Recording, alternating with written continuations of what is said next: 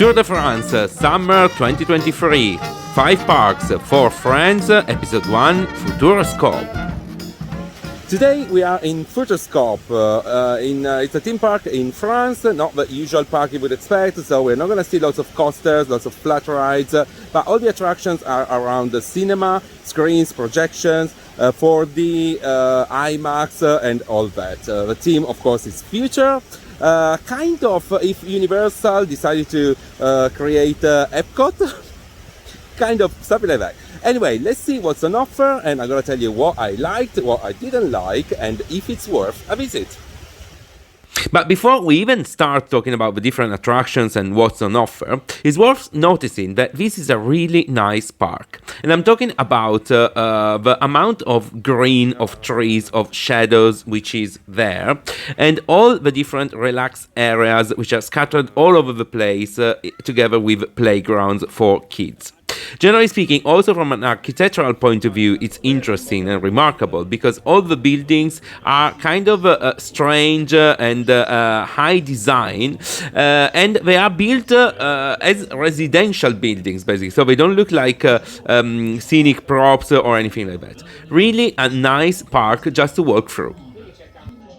And let's start with, let's say, the funniest attraction on offer, which is based on the Nickelodeon IP of Rabbids Invasion, which is funny because in French they are called like the idiotic rabbits, which is even nicer.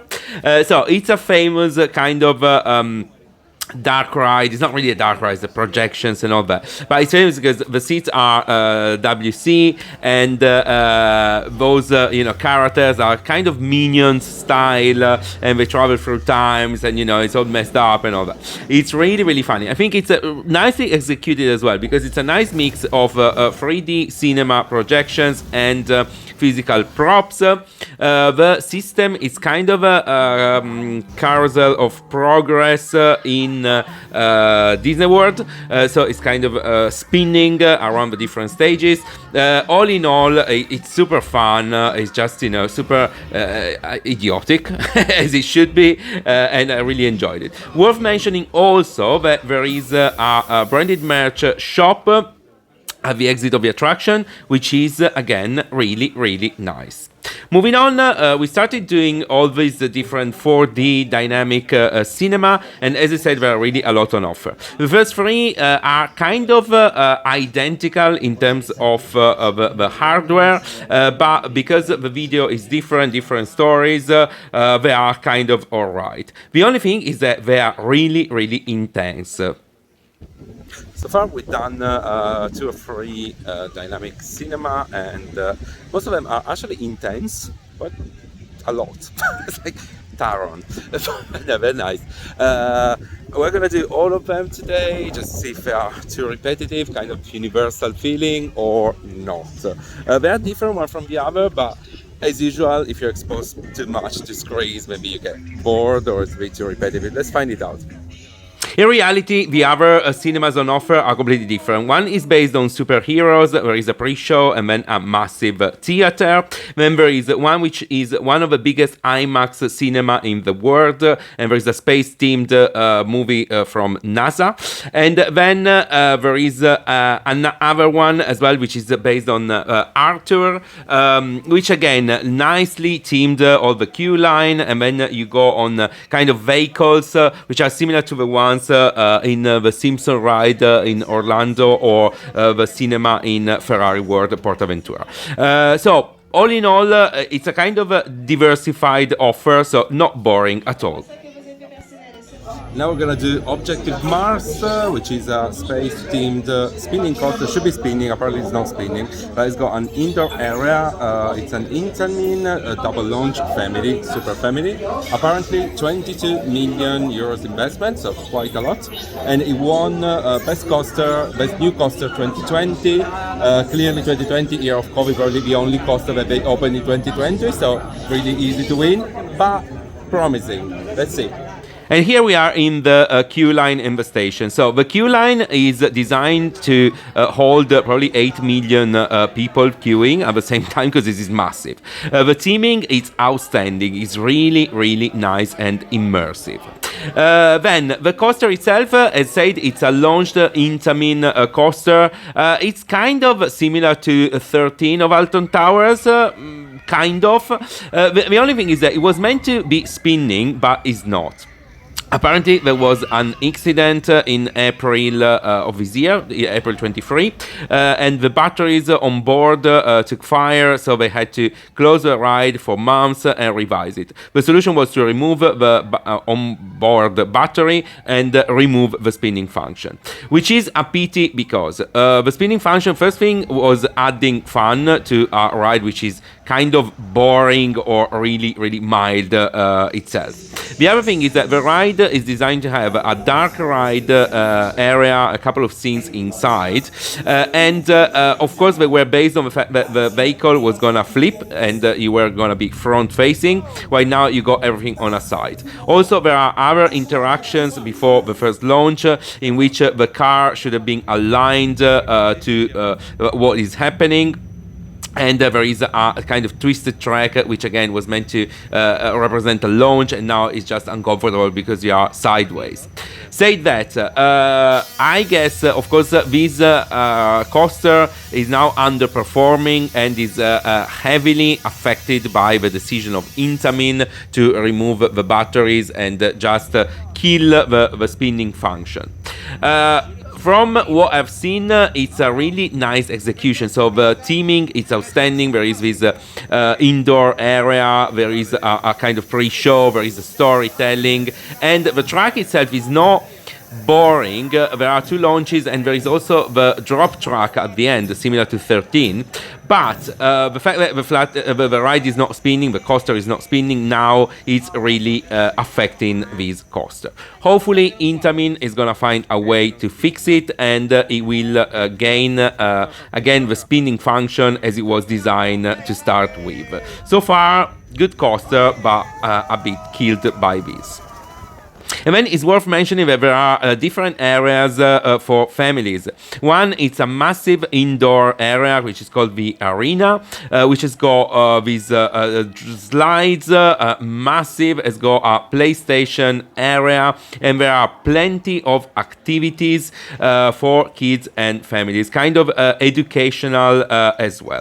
And then there is a Sky Bar, and the prices are really, really low. It's free of charge to go in. Of course, you need to buy a drink, but they are reasonably priced. And then the best part, probably, this is a kids area where all the rides look like done, in your back garden. But the most interesting thing is that they are completely self-operated by guests.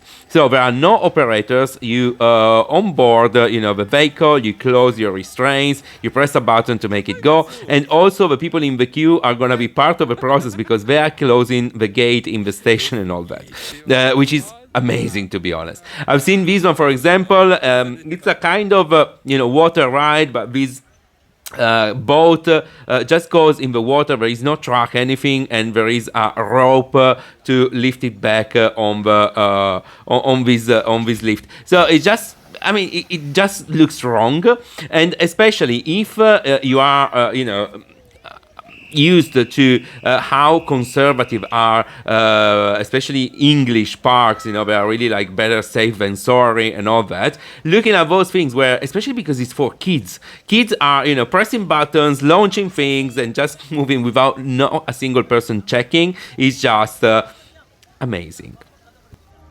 And then they got quite a lot of robot coasters. The attraction is called the Dance with Robots. They recreated this kind of club with all those robots which are spinning and flipping and going upside down. You can choose in between 2 different sets. One is the mild cycle, and the other one is the more intense cycle. Really interesting. And also, if you don't want to try it, there is a mezzanine where you can just enjoy the other people riding it. Really, really nice execution. attraction and nice addition to this park because, as said, it's not a super intense park. There are no intense rides or coasters, and so this one I think it's a nice proposition, especially because with the two cycles they are targeting both families and thrill seekers. So really nice. I tried it and I loved it. And then here we go, the masterpiece. It's called Tornado Chasers and won the prize as Best Attraction in the World in 2022.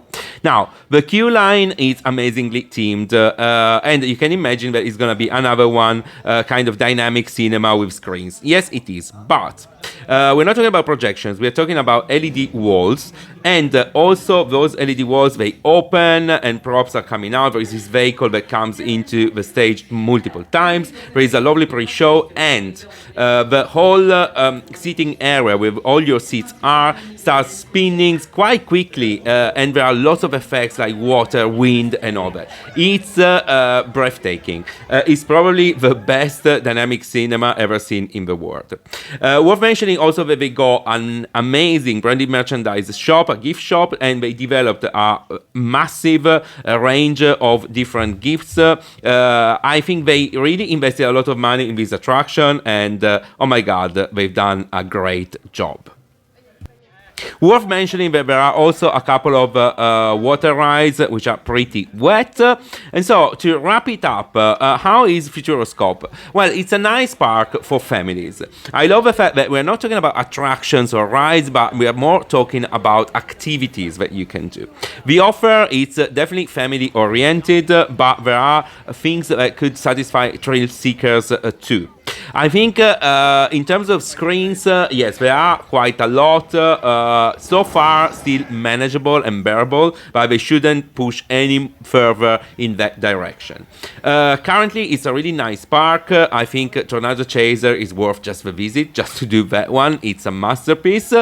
And I strongly recommend to visit this park at least once in a lifetime because it's really nice. And that's the end from Futuroscope. It was a really nice surprise, lovely park. And by the way, they keep building down here. So they got an expansion plan, new attractions coming for 24 and 25. If you like the video, please subscribe to the channel and more parks from France.